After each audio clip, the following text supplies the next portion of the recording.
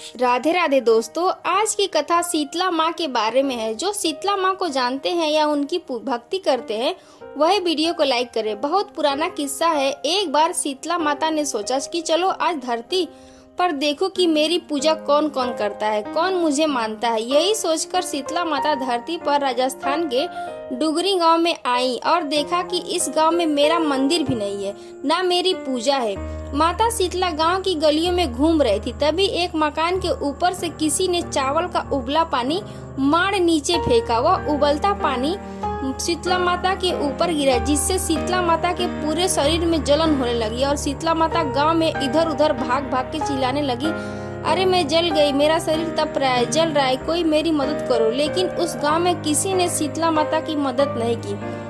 तभी अपने घर के बाहर एक कुम्हारन महिला बैठी थी। उस कुम्हारन ने देखा कि अरे यह बूढ़ी माई तो बहुत जल गई है, इसके पूरे शरीर में तपन है, इसके पूरे शरीर में छाले पड़ गए हैं, यह तपन सहन नहीं कर पा रही है। तब उस कुम्हारन ने कहा, आ माँ बैठ जा, मैं तेरे शरीर के ऊपर ठंडा पानी डालती हूँ।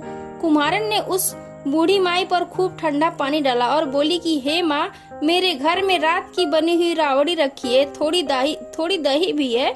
शीतला माता ने ठंडी ज्वार की आटे की रावड़ी और दही खाया, इससे शरीर में ठंडाई मिली। तब उस कुम्हारन ने कहा कि आ माँ बैठ जा, तेरे सिर के बाल बिखरे हैं, ला मैं तेरी चोटी गूंथ देती हूँ। और कुम्हारन माई की चोटी गूंथने हेतु कंघी बालों में करती रही। अचानक कुम्हारन ने देखा कि एक आंख बालों के अंदर छुपी हुई है। यह देखकर वह कुम्हारन डर के मारे घबराकर भागने लगी।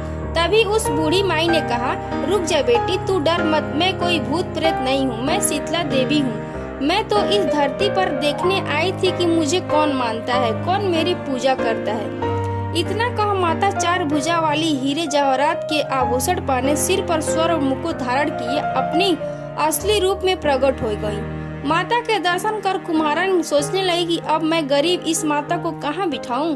तब माता बोली, हे बेटी, तू किस सोच में पड़ गई है। तब उस कुम्हारन ने हाथ जोड़कर आंखों में आंसू बहते हुए कहा कि हे माँ, मेरे घर में तो चारों तरफ दरिद्रता बिखरी है, मैं आपको कहाँ बैठाऊं। मेरे घर में ना तो चौकी है, ना बैठने का आसन।